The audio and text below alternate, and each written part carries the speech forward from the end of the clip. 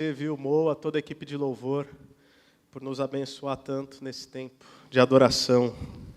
Graças a Deus. Eu quero convidar você a abrir a sua Bíblia na primeira carta do apóstolo Pedro, capítulo 4. Primeira epístola de Pedro, capítulo 4, a partir do versículo 1 até o versículo 11. Estamos dando continuidade, mais uma vez, se não me engano, o sermão de número 14 nessa carta. 4 capítulos, 14 sermões. Essa série que nós temos chamado de Exilados, vivendo como discípulos de Jesus em um mundo hostil. Temos tentado perceber as similaridades daquilo que os primeiros cristãos, no primeiro século, viviam em uma realidade de hostilidade. E nessas similaridades que ocorrem também, claro que com algumas discrepâncias, com algumas diferenças geográficas, obviamente, culturais, sociológicas, filosóficas, mas há pontos de contato e a partir disso nós queremos também viver essa mesma realidade do Cristo ressurreto, tal como aqueles irmãos viviam, sobretudo quando passarmos por dificuldades. Então, 1 Pedro, capítulo 4, versículos 1 a 11, eu escolhi como tema da mensagem desse domingo, vivendo como se não houvesse amanhã. Vivendo como se não houvesse amanhã. Eu convido você à leitura da palavra de Deus e então eu quero orar contigo uma vez mais. A palavra diz assim: portanto, uma vez que Cristo sofreu corporalmente, armem-se também do mesmo pensamento. Pois aquele que sofreu em seu corpo rompeu com o pecado, para que no tempo que lhe resta, não viva mais para satisfazer os maus desejos humanos, mas sim para fazer a vontade de Deus. No passado, vocês já gastaram tempo suficiente fazendo o que agrada aos pagãos. Algumas versões, aos gentios.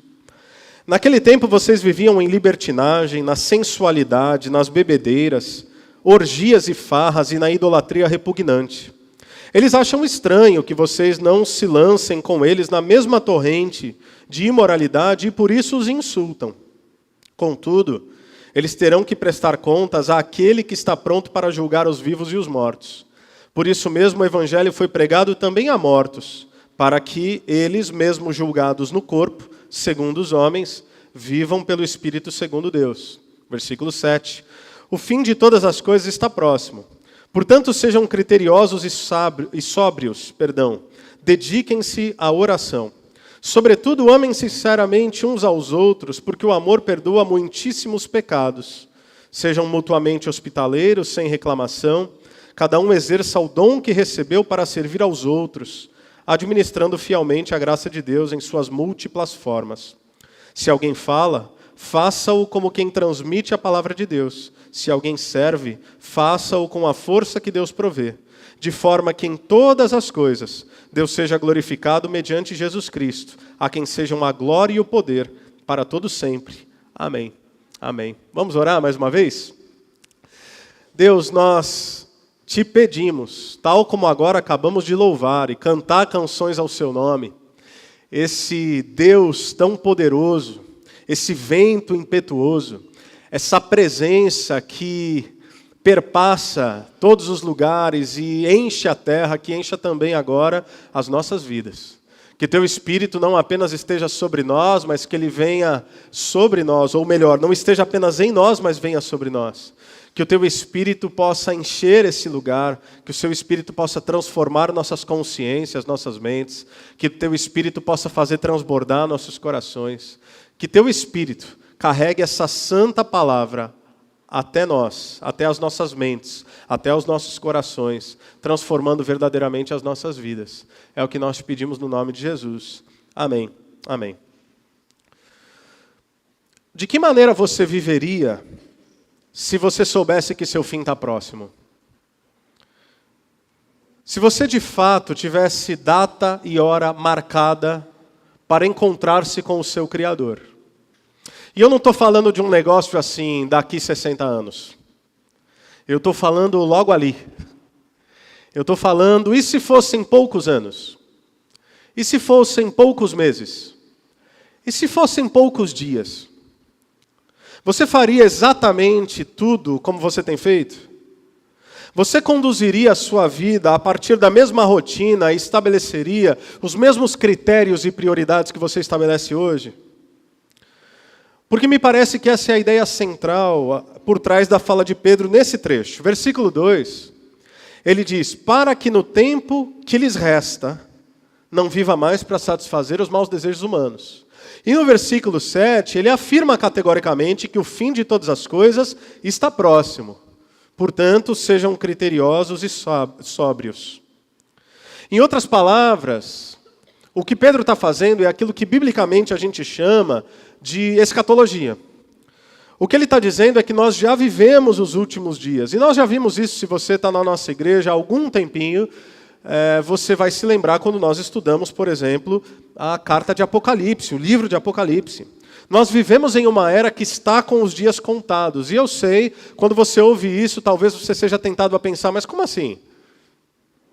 Pedro não falou isso tem quase 2000 anos? Se Pedro falou isso há quase 2000 anos e ele havia afirmado que nós já estamos vivendo os últimos dias e que o fim está próximo e que os nossos dias estão contados, afinal, o que significa esse tipo de coisa? O que significa que naquilo que nós chamamos de relógio escatológico não existe absolutamente mais nada que precise acontecer para que o fim se estabeleça. Porque Deus prometeu a redenção aos homens, Deus conduziu sobre a terra um povo chamado seu. Deus enviou através desse povo o Messias de Israel, o Salvador de toda a humanidade, o Cordeiro de Deus que tira o pecado do mundo. Jesus veio, Jesus viveu entre nós, Jesus sofreu e morreu pelos nossos pecados, Ele ressuscitou dos mortos e Ele ascendeu aos céus, derramando o seu Espírito Santo e prometendo que voltaria.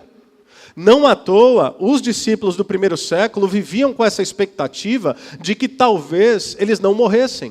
Quando o apóstolo Paulo escreve aos Tessalonicenses, por exemplo, há uma expressão interessante, quando ele fala do possível arrebatamento, ele diz o seguinte, que os mortos levantarão e nós que estamos vivos. É essa a expressão que ele usa. Ele não diz quem estiver vivo no momento em que Jesus voltar. Ele diz, e nós que estamos vivos, nos encontraremos com Ele nos ares. Pode ser daqui 100 anos. Pode ser daqui 10 anos. Pode ser amanhã. Isso sem mencionar, obviamente, a condição da brevidade das nossas vidas. Tiago vai falar sobre isso na sua carta. Tiago, meu irmão de Jesus. Ele vai dizer que a vida humana é como uma neblina. E em um momento está aqui, no outro momento já não está. É como um vapor que logo se dissipa. Ou seja, pode até ser que nem todos nós possamos ver e experimentar o fim da humanidade como escatologia, como realidade de fim dos tempos. Mas certamente todo ser humano, em algum momento, vai encarar o fim da sua própria vida. E eu acho que esse é um dos grandes objetivos do Novo Testamento. Esse é um dos grandes segredos de cristãos de todas as épocas. Esse é um dos grandes segredos dos heróis da fé. Esse é um dos grandes segredos dos apóstolos e que eu vou revelar a você agora. O Novo Testamento é escrito para que cada geração viva com a ardente expectativa de que ela pode, de fato, não conceitualmente, mas de fato ser a última geração na face da terra. E se nós pensamos nisso, aí eu repito, as mesmas perguntas iniciais. Se você tivesse absoluta certeza que essa, a nossa, é a última geração da história humana, você viveria exatamente da mesma maneira que você tem vivido? Se você tivesse a certeza que em poucos dias, em poucas semanas, em poucos meses, você encararia o seu Criador, você desperdiçaria tanto tempo?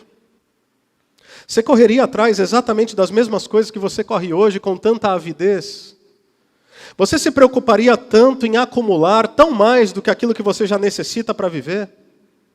Você serviria a Deus exatamente do mesmo jeito que você já serve? Hoje é dia dos pais.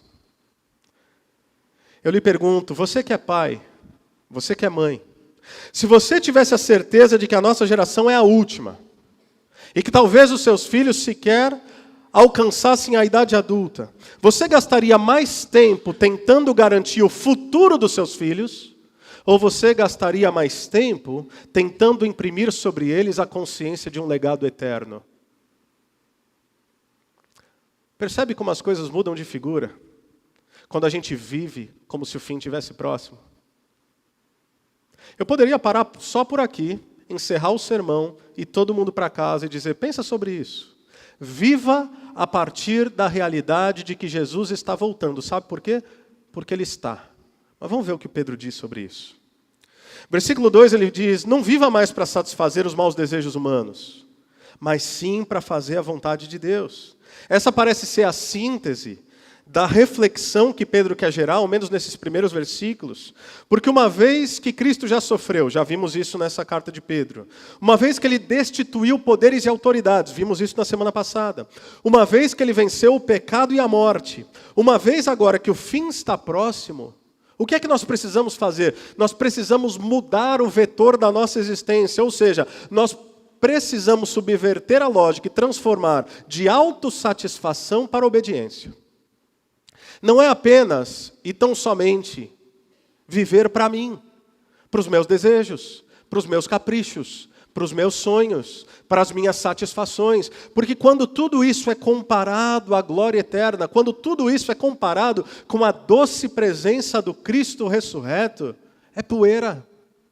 É isso que o apóstolo Paulo entendeu. Ele que era alguém intelectualmente preparado, culturalmente versado, era alguém que era cidadão romano, debaixo de uma cultura helênica, judeu de nascimento, um cosmopolita, alguém que, quem sabe, fez parte do Sinédrio, que era o grupo dos 71 homens mais importantes política e religiosamente da sua época. Um dos indicativos é que quando o Estevão, o primeiro mártir, é apedrejado, o Saulo de Tarso, ainda jovem, é tido como uma figura proeminente, tanto que os casacos são lançados aos seus pés. Não há qualquer afirmação no Novo Testamento dizendo que ele era, mas alguns teólogos pensam, talvez ele tenha feito parte do Sinédrio. E quando ele se converte, ele escreve algo apaixonado. Ele diz o seguinte, eu que tenho todas as credenciais, eu que tinha todos os recursos, eu que tinha todos os pressupostos daquilo que é ser importante na minha pátria e fora dela, eu que sabia o que era ser um religioso, eu que era de uma tribo específica da nação de Israel,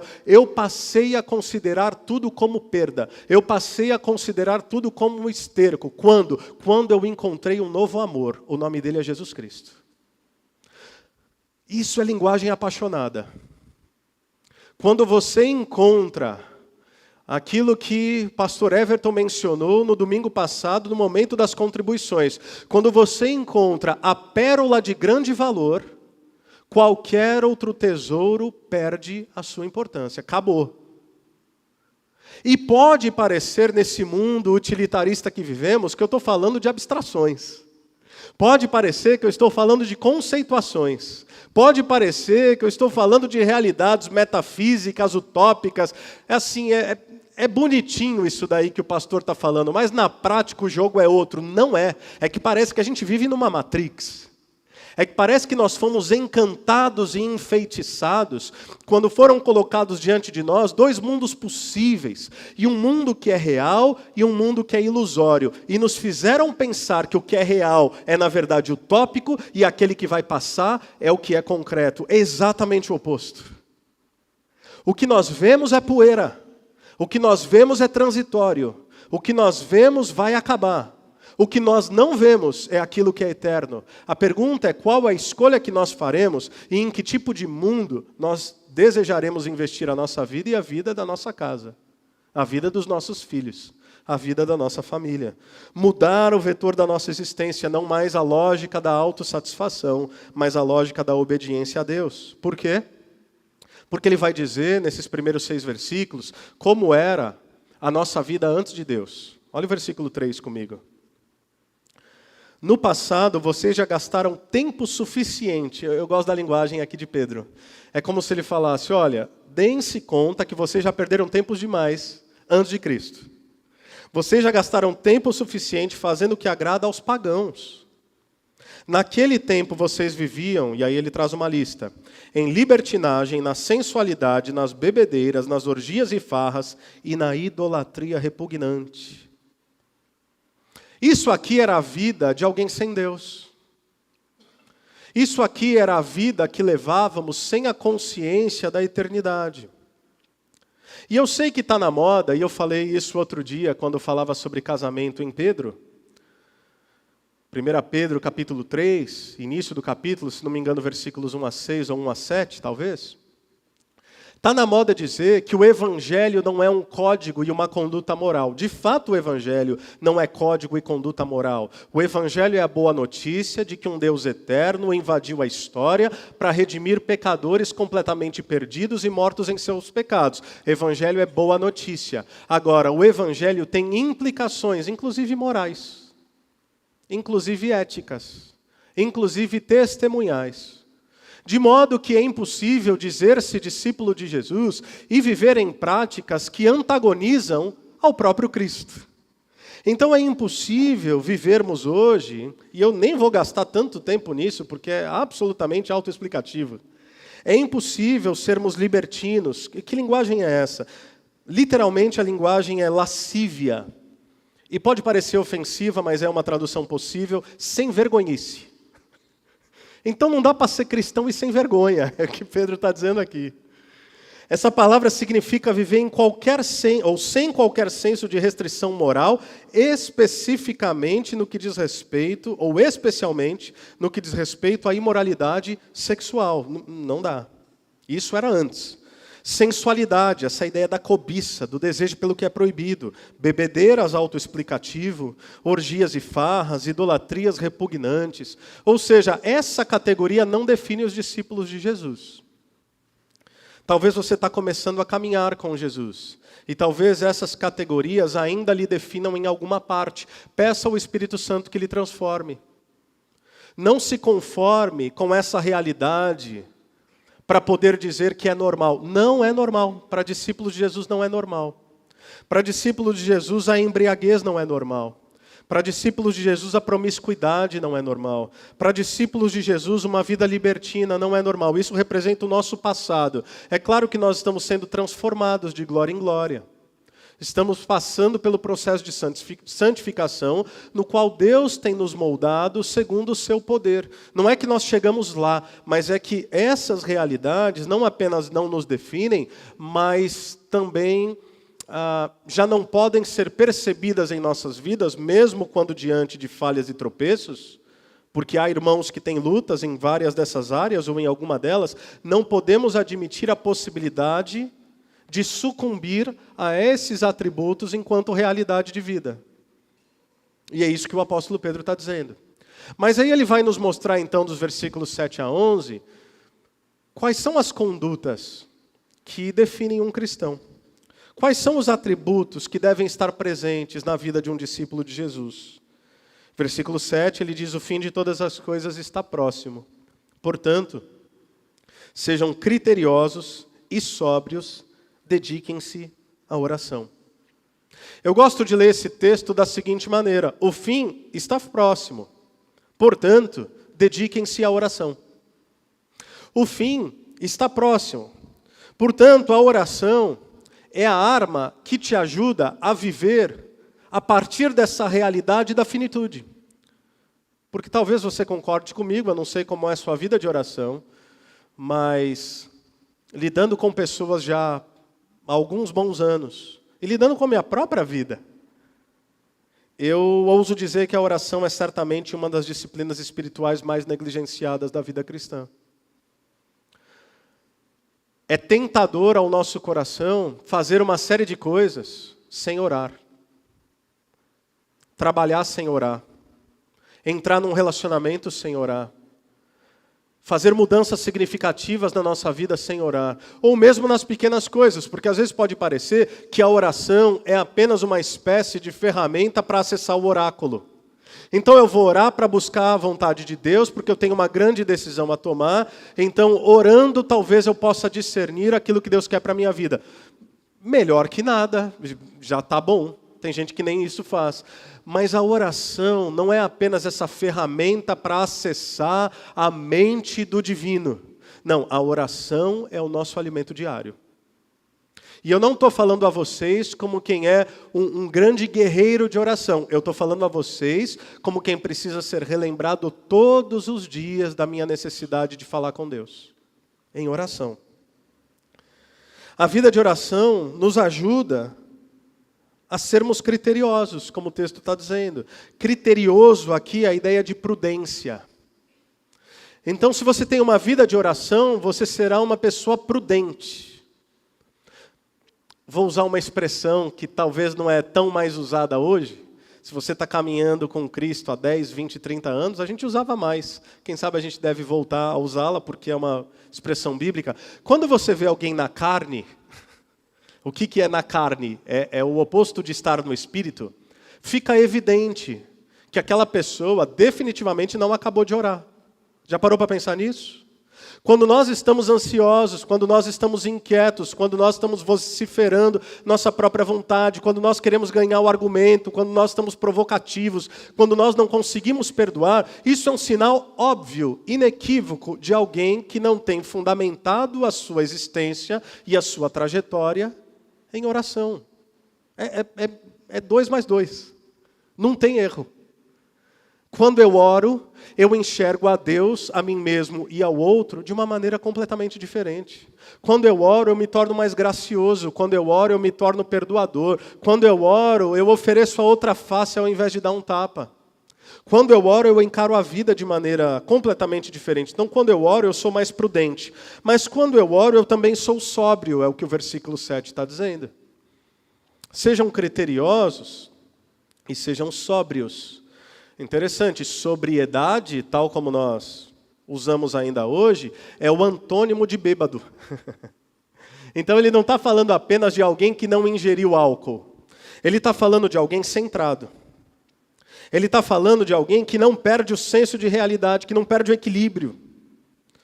Porque quando você está embriagado, e não é possível estar embriagado apenas de álcool, é possível se embriagar de ódio.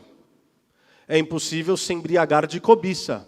É possível se embriagar de todo tipo de desejo que não vem da parte de Deus. Quando você está embriagado, você começa a fazer escolhas que não são boas. Você começa a sair do prumo. Sabe aquele negócio? Hoje tem bafômetro, né?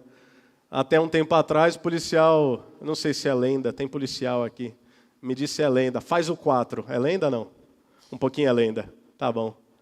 Sabe aquela coisa? Faz o 4 aí para provar. Então, você não tem mais equilíbrio. Então, quando você fala de uma pessoa sóbria, quando você diz assim, está ali um sujeito sóbrio, constante, equilibrado, não altera a voz, não é uma vida de oscilações, cada hora quer uma coisa, está completamente perdido, está fora do prumo. Quando é que a gente vive assim? Quando, em primeiro lugar, a gente vive uma vida de oração. Quer viver uma vida sóbria? Quer viver uma vida prudente? Fale com Deus, porque a oração ela é também um antídoto à sonolência espiritual. Interessante que é Pedro falando isso. Porque Pedro é o sujeito que, estando com Jesus, juntamente de Tiago e João, no jardim do Getsêmani, no momento da maior angústia de Cristo, previamente ao seu aprisionamento, então, ao seu martírio, é Pedro que ouve de Jesus a seguinte pergunta: vocês não conseguem orar comigo nem por 1 hora? Qual é o contexto? Jesus vai orar. Jesus sabe que é a sua última noite. Jesus chega com Pedro, Tiago e João e fala, vocês fiquem aqui, vocês orem um pouco, eu vou mais adiante, eu vou orar, eu estou com uma tristeza mortal, tristeza de alma. É naquele episódio em que Jesus soa gotas de sangue. E quando ele volta, os discípulos estão dormindo. E por que os discípulos estão dormindo? Porque eles não percebem e não discernem a urgência. Quando a gente deixa de orar, a gente perde o senso de urgência. Quando a gente deixa de orar, a gente perde o discernimento. Agora, quando nós oramos, nós somos relembrados daquilo que realmente importa. Porque a oração não é apenas uma forma de falarmos com Deus. A oração é também uma ferramenta pela qual Deus trata o nosso coração. Deus trata a nossa ansiedade. Deus trata os nossos medos. Filipenses capítulo 4, versículos 6 a 7, o apóstolo Paulo vai dizer o seguinte: não andem ansiosos por coisa alguma, mas em tudo, pela oração e súplicas e com ações de graças, apresentem seus pedidos a Deus. Então, Paulo está dando uma receita aqui que às vezes a gente ignora. Você está ansioso? Você está inquieto? Ore. E aí qual é o resultado? Filipenses 4, 7. E a paz de Deus, que excede todo o entendimento, ou seja, você não pautará mais sua vida apenas por aquilo que se pode ver e por aquilo que se pode raciocinar. A paz de Deus que está para além do raciocínio, para além do intelecto, para além do entendimento humano, guardará os seus corações e as suas mentes em Cristo Jesus. Sabe por que a gente vive ansioso? Porque a gente ora pouco e se preocupa muito. Se a gente se preocupasse menos e orasse mais, não sou eu que estou dizendo, é a palavra de Deus, não viveríamos em ansiedade, mas teríamos nossa mente e coração guardadas pela paz do próprio Deus, que é derramada através da oração. Então a primeira dica, a primeira característica de um discípulo de Jesus em novidade de vida, é que ele conduz a sua vida em oração. Em segundo lugar, olha comigo o versículo 8. Sobretudo, amem-se sinceramente uns aos outros, porque o amor perdoa muitíssimos pecados. Isso é uma citação de um provérbio bíblico, Provérbios 10, versículo 12. O ódio provoca dissensão, mas o amor cobre todos os pecados. E eu não consigo ler Pedro sem lembrar da vida de Pedro. Então, quando eu leio algumas coisas de Pedro, eu começo a me lembrar de algumas histórias que o Novo Testamento narra sobre esse mesmo Pedro, porque eu não consigo deixar de pensar que quando Pedro fala desse amor que cobre pecados, ele deveria ter em mente uma conversa que marcou o seu passado.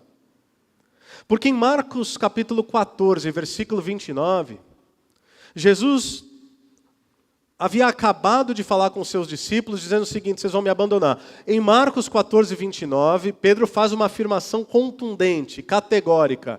Pedro diz o seguinte: mesmo que todos te abandonem, eu não abandonarei, eu vou contigo até o fim. Jesus olha para ele, que pena que a Bíblia não é em 3D, né? Mas eu consigo ver essa cena, Jesus com um leve sorriso no rosto.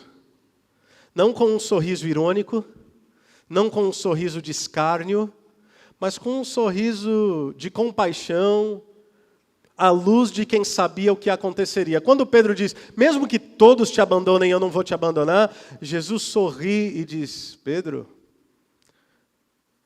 ainda hoje, antes do galo cantar, você terá me negado 3 vezes.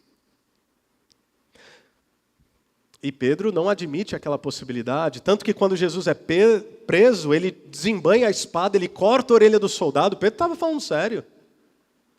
Não importa se Jesus era cercado por frouxos, Pedro era aquele homem que iria até o final. Pedro faria a revolução, Pedro morreria por Jesus, mas alguma coisa acontece, que quando questionado, esse camarada aí anda com os galileus. Ele fala, não, eu já vi ele com aquele nazareno. Não, eu tenho certeza, você fala como eles. Ele falou, não, nunca conheci esse homem. E naquele momento, eu acho tão emblemático, é um dos textos mais emblemáticos e dramáticos do Novo Testamento, na minha opinião.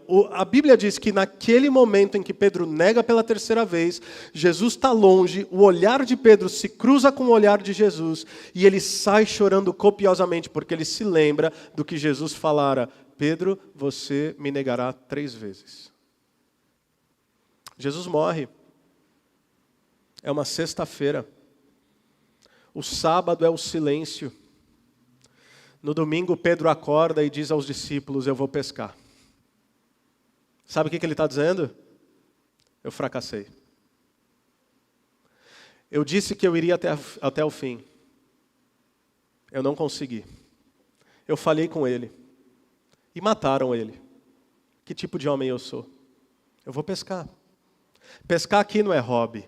Pescar é voltar ao mesmo lugar em que ele habitava antes de ter sido chamado por Cristo. O que Pedro está dizendo aqui nesse vou pescar, ele está dizendo muita coisa, mas o que definitivamente ele está dizendo é, por eu ter fracassado miseravelmente com o Mestre, eu vou voltar a fazer exatamente o que eu fazia antes. Mas, enquanto Pedro pescava, um homem aparece, distante na areia da praia. Em um primeiro momento ele não é reconhecido. Pedro o reconhece, lança-se ao mar, começa a nadar, tira suas roupas, porque Pedro é intenso, Pedro é apaixonado. Ele acerta gloriosamente, ele fracassa miseravelmente. Pedro ele vai até Jesus E quando ele vai até Jesus, Jesus está com brasas, está com peixe, está com café da manhã preparado. Mas Pedro não toca no assunto. João capítulo 21.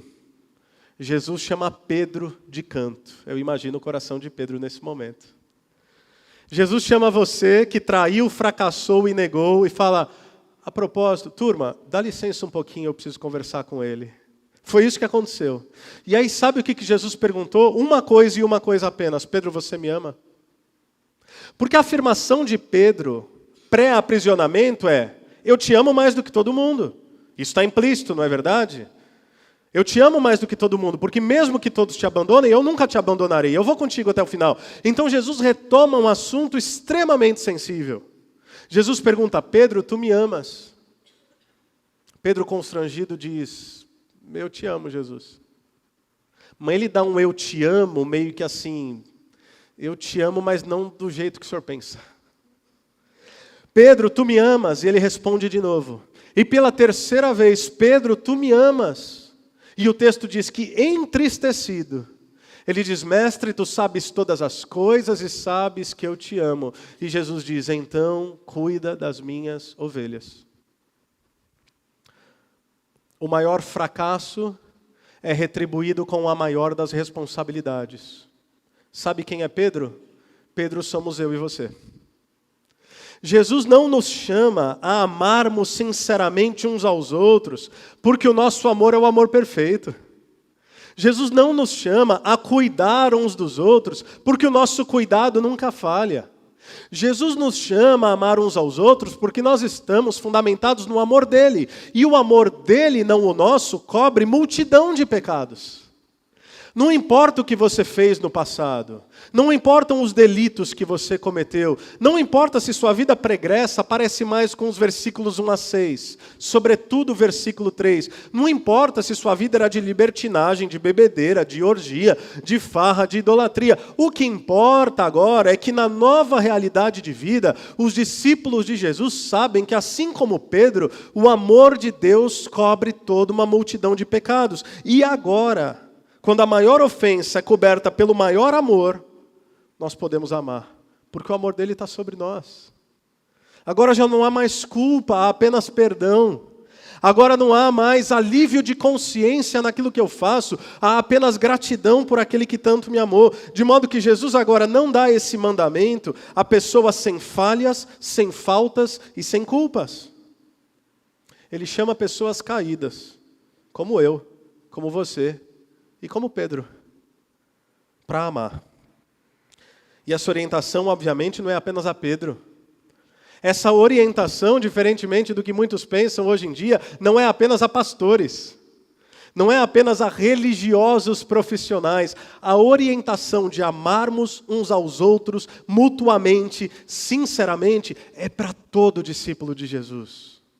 Essa expressão do cuidado é para todos nós. E esse amor não é conceitual, não é filosófico, não é de longe, não é abstrato.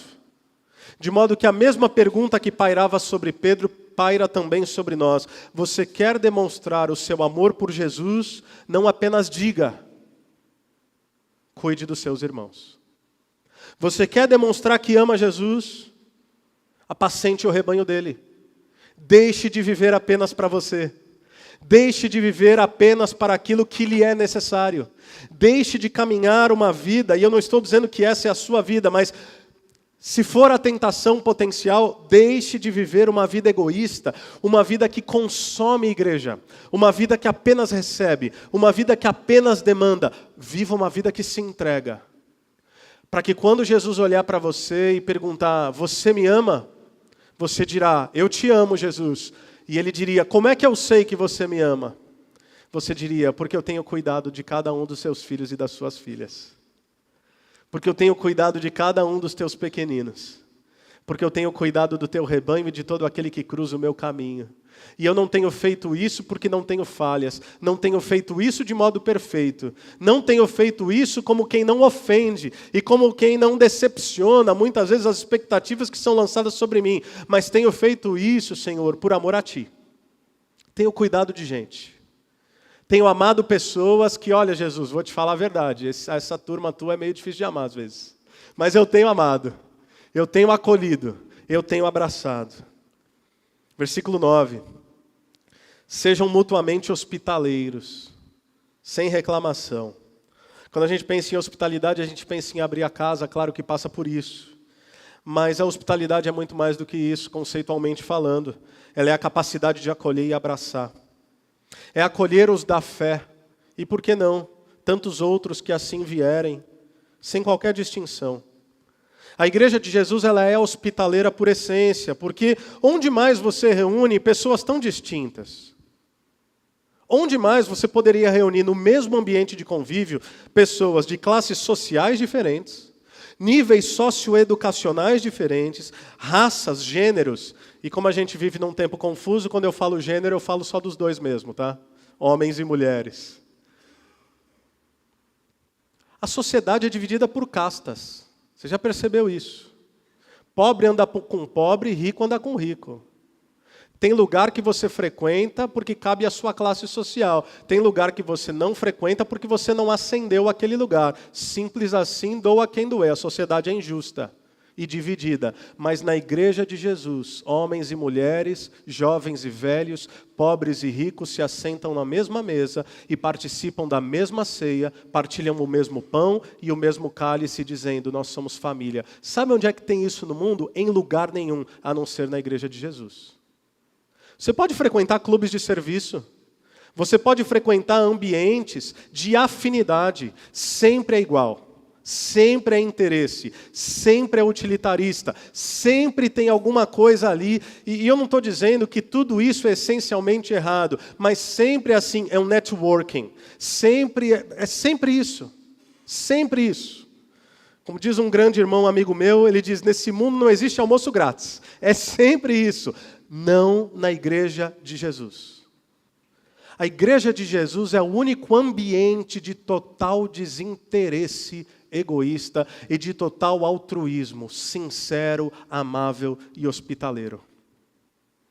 Por isso a igreja de Jesus é marcada pela hospitalidade e unidade e não pela afinidade. Nós não estamos aqui porque nós temos afinidades naturais uns com os outros. Não cabe nessa igreja apenas quem eu gosto e quem faz parte do meu clã, do meu grupinho, da minha panela. Uma vez me perguntaram, mas pastor, às vezes tem algumas panelinhas. Eu falei, não tem problema ter panelinha, não pode botar tampa. Panelinha vai ter, desde que ela não seja pejorativa. Terão grupos menores, nós temos pequenos grupos, nós temos os ministérios. Você não vai ser amigo de 400 pessoas, você não vai ser íntimo de todo mundo. Tudo bem você ter os seus grupos de convívio, não pode fechar com aquele negócio de ninguém entra, ninguém sai. Hospitalidade. Acolhimento, abraço. É quem Jesus me chamou para acolher e amar. E interessante que a hospitalidade cristã, alguns teólogos vão dizer, foi um dos fatores mais determinantes para a expansão do evangelho nos 3 primeiros séculos. Afinal, quem é esse povo que ama, abraça, acolhe, abre a casa e alimenta gente que por vezes nem conhece? São os discípulos de Jesus de Nazaré. Portanto, em quarto e último lugar, cada um exerce o dom que recebeu para servir aos outros, administrando fielmente a graça de Deus em suas múltiplas formas. Se alguém fala, faça-o como quem transmite a palavra de Deus.